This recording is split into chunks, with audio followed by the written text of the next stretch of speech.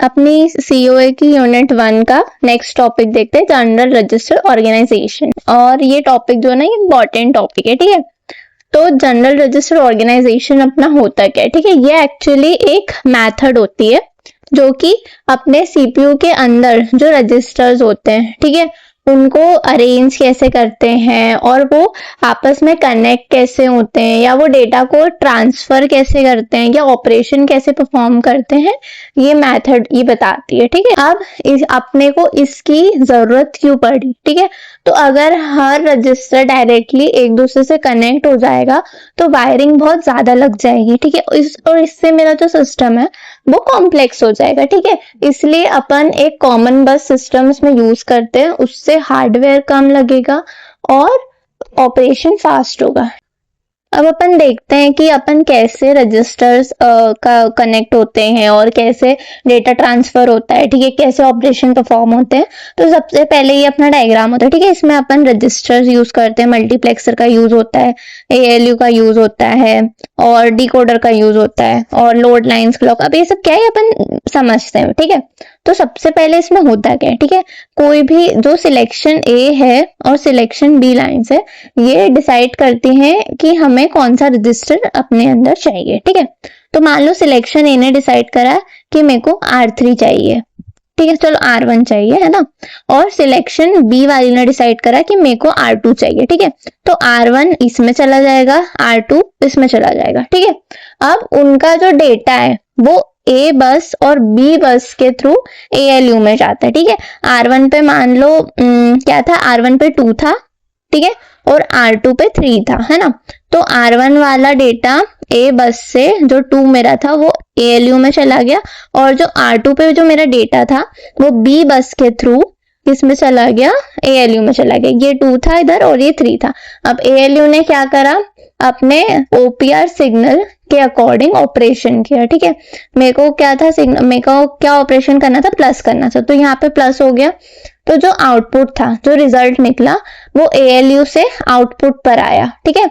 अब जो selection D जो मेरा डिकोडर है वो मेरा होता है डेस्टिनेशन रजिस्टर, और वो सिलेक्ट करता है कि जो मेरा आउटपुट आया है वो अब कौन से रजिस्टर में स्टोर हो जाएगा, ठीक है। तो मान लो अब इसने सिलेक्ट करा कि भाई मुझे जो मेरा आउटपुट आया है वो मैं 3 में डालना है मुझे, ठीक है।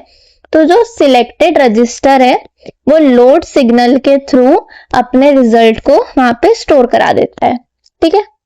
तो ऐसे ये वर्क करता है ना। अब इसमें कंपोनेंट्स तो वही रजिस्टर होते हैं, मल्टीप्लेक्सर, ए बस, बी बस, arithmetic logic unit, decoder, load line clock.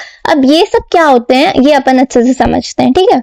सबसे पहले ये भी बता देते हैं कि भाई जनरल रजिस्टर ऑर्गेनाइजेशन क्या होता है, मेरे को उसकी जरूरत क्यों पड़ी, ठीक है। Direct connection between all register increases hardware complexity, है ना। अगर हर रजिस्टर एक दूसरे के साथ डायरेक्टली कनेक्ट हो जाएगा तो बहुत ज्यादा वायर्स लगेंगे, जिससे मेरा सिस्टम कॉम्प्लेक्स हो जाएगा, ठीक है। अब नेक्स्ट आता है, hence common bus system with multiplexer is used to reduce number of connection, increases speed and efficiency, ठीक है। तो इसीलिए एक कॉमन बस सिस्टम यूज होता है ताकि हार्डवेयर भी कम हो और ऑपरेशन भी मेरा फास्ट हो, ठीक है। अब अपन सारे कंपोनेंट्स को एक एक करके अच्छे से समझते हैं, ठीक है। रजिस्टर सबसे पहले रजिस्टर क्या होता है, these are general purpose register use to store data, addresses and intermediate result. Each register can send its data to the bus, ठीक है। अब ये रजिस्टर्स ये जनरल पर्पस रजिस्टर्स होते हैं, ठीक है। ये क्या स्टोर करते हैं, डेटा और एड्रेस और इंटरमीडिएट रिजल्ट स्टोर करने का काम करते हैं, ठीक है। और हर रजिस्टर अपना डेटा बस पर भेज सकता है ना। वो बस पे भेजेगा, उसके बाद बस के बाद ही वो डेटा मेरा एएलयू में जाके उस पर कोई ऑपरेशन होगा, ठीक है। नेक्स्ट आते हैं अपने multiplexers. 2 multiplexers are used, one for A bus controlled by selection A, one for B bus controlled by selection B. Each must select one register at a time from multiple inputs. अब पता है तुम्हें 2 multiplexer अपने use होते हैं, एक की selection line ए से कंट्रोल करती है, एक को सिलेक्शन लाइन बी कंट्रोल करती है ना। और एक अपना ए बस से कनेक्ट होता है और एक अपना बी बस से कनेक्ट होता है ना। और हर मक्स के पास मल्टीपल इनपुट्स R1 और R7 तक होते हैं, पर आउटपुट में सिर्फ एक ही रजिस्टर सिलेक्ट होता है, ठीक है। और एक टाइम पर दो रजिस्टर चूज होते हैं, ए और बी में, ठीक है, ए और बी के मिला के दो हुए, है ना। नेक्स्ट है अपना ए बस और बी बस। अब ये क्या होता है, these are common data path transfer data from selected register to the ALU, two buses allow two operands to be send simultaneously. अब ये क्या होती है, अपनी डेटा ट्रांसफर लाइंस होती है, ठीक है, ये सिलेक्टेड रजिस्टर का डेटा ALU तक पहुंचा देती है, ठीक है। ALU को दो इनपुट चाहिए तो उसे दो बसेस लगेंगी, ठीक है। नेक्स्ट होती है अपनी arithmetic logic unit, performs arithmetic and logical operation such as addition, subtraction, and not और operation is selected using OPR operation select lines.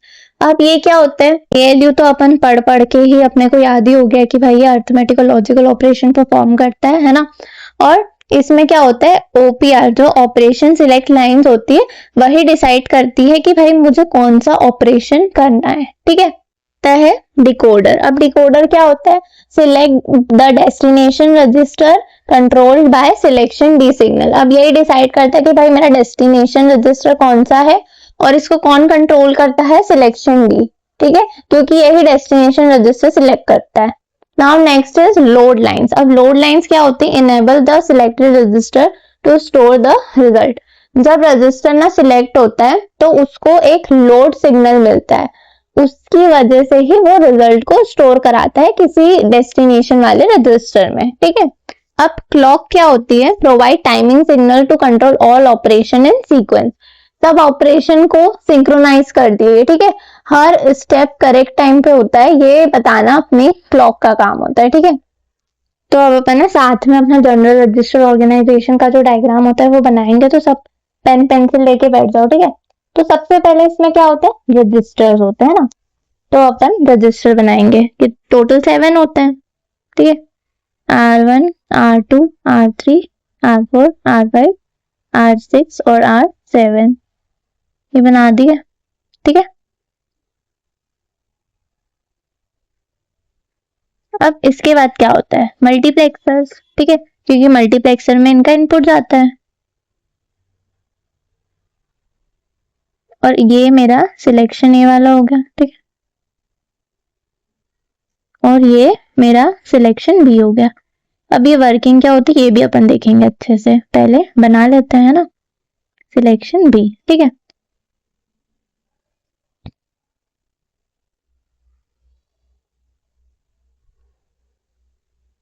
तो थोड़ा इसको और एक्सटेंड कर देते हैं।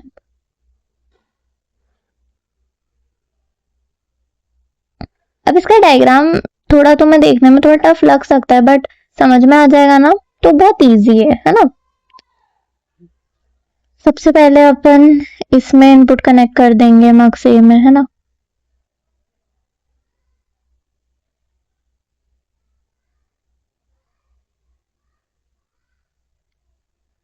ये हो गया, और इसको थोड़ा और ऊपर कर दिया, और बी वाले में भी सेम ऐसे ही करना है।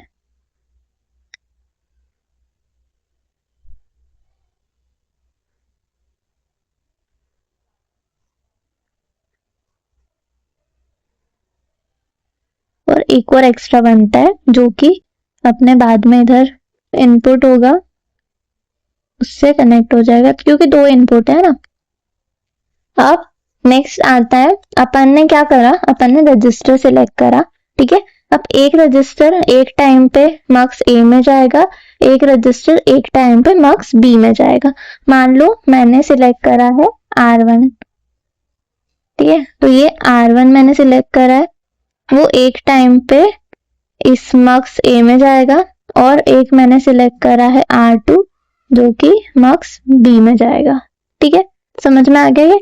अब ये गया, सिर्फ रजिस्टर गया, ठीक है। अब जो इस रजिस्टर का जो डेटा है, मान लो R1 मेरा क्या है 2 है और R2 मेरा 3 है, इसके अंदर जो डेटा रखा है, अब वो डेटा पे मेरे को ऑपरेशन परफॉर्म करना है ना, तो अभी सिर्फ मेरा रजिस्टर गया है ना।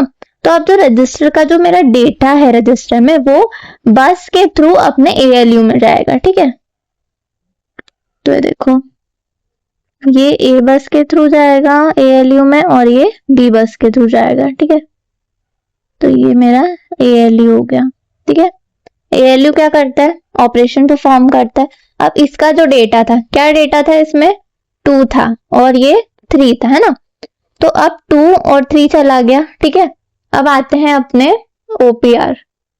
ये क्या होते हैं, ये OPR ऑपरेशन सिलेक्ट लाइंस होती है जो कि ऑपरेशन सिलेक्ट करती है, ठीक है। मेरे को करना है प्लस, तो यहाँ पे एडिशन हो गया। अब जो इसका जो आउटपुट निकला है, आउटपुट क्या निकला है मेरा, 5 निकला है, ठीक है। अब वो भी किसी रजिस्टर में स्टोर हो जाएगा, ठीक है। अब क्या होगा कि ये जो मेरा आउटपुट निकला है ये किसी रजिस्टर में स्टोर होगा, ठीक है। अब इनमें से किसी एक में हो जाएगा, पर वो कौन सिलेक्ट करेगा अभी अपन देखते हैं।